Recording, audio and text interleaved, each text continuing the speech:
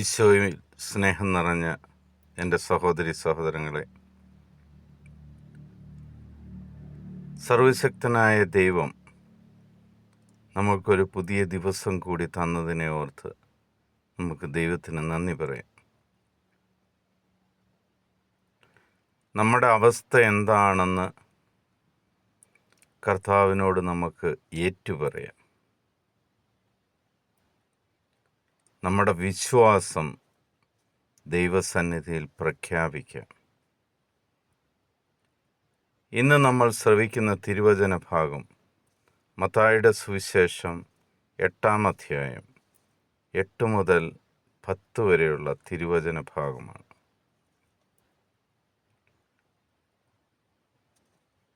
ജെറുസലേമിലെ ഒരു ശതാധിപൻ കർത്താവിൻ്റെ മുന്നിൽ ഭൃത്യനു വേണ്ടി,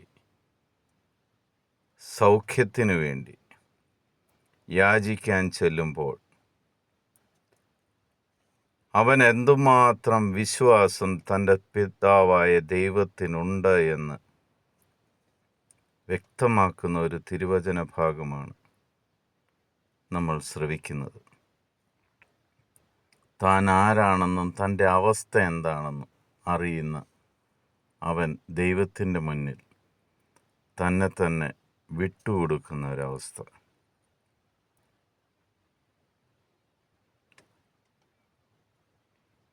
യേശു അവനോട് പറഞ്ഞു, ഞാൻ വന്ന് അവനെ സുഖപ്പെടുത്താം. അപ്പോൾ ശതാധിപൻ പ്രതിവദിച്ചു, കർത്താവേ, നീ എൻ്റെ ഭവനത്തിൽ പ്രവേശിക്കാൻ ഞാൻ യോഗ്യനല്ല. നീ ഒരു വാക്കുച്ചരിച്ചാൽ മതി, എൻ്റെ ഭൃത്യൻ സുഖപ്പെടും.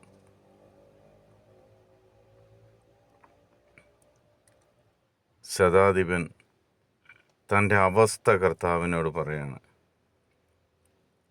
അങ്ങ് എൻ്റെ ഭവനത്തിൽ കടന്നു വരാൻ ഞാൻ യോഗ്യനല്ല. ഒരു യോഗ്യതയുമില്ലാത്തവനാണ് ഞാൻ. അങ്ങേ മുമ്പിൽ നിൽക്കുവാൻ പോലും യോഗ്യതയില്ല. അങ്ങേ നോക്കുവാൻ പോലും യോഗ്യതയില്ലാത്തവനാണ് ഞാൻ.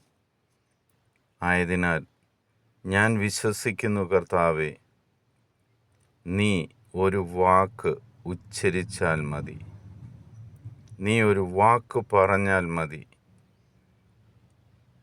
എൻ്റെ ഭൃത്യൻ സുഖപ്പെടുമെന്ന് ഞാൻ ഉറച്ചു വിശ്വസിക്കുന്നു.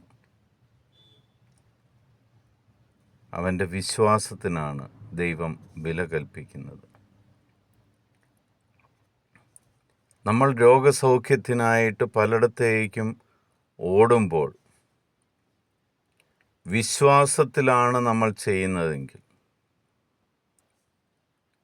ആ വിശ്വാസമാണ് നിങ്ങൾക്ക് സൗഖ്യം തരുന്നത്. സർവശക്തനായ ദൈവത്തിലുള്ള വിശ്വാസം നമ്മൾ കർത്താവിൻ്റെ മുന്നിൽ ഏറ്റുപറയുക. അങ്ങേക്ക് മാത്രമേ ഇത് ചെയ്യുവാൻ സാധിക്കുകയുള്ളൂ.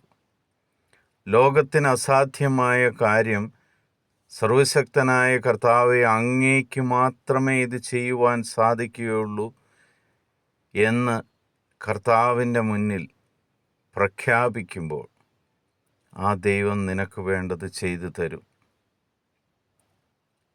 അതാണ് ആ ശതാധിപൻ്റെ ജീവിതത്തിലും സംഭവിച്ചത്. അവൻ വിശ്വസിച്ച് തിരിച്ചു പോകുമ്പോൾ അവൻ്റെ ഭൃത്യൻ സുഖപ്പെട്ടു കഴിഞ്ഞിരുന്നു.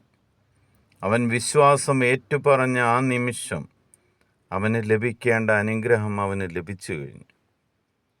നമ്മുടെ ജീവിതത്തിലും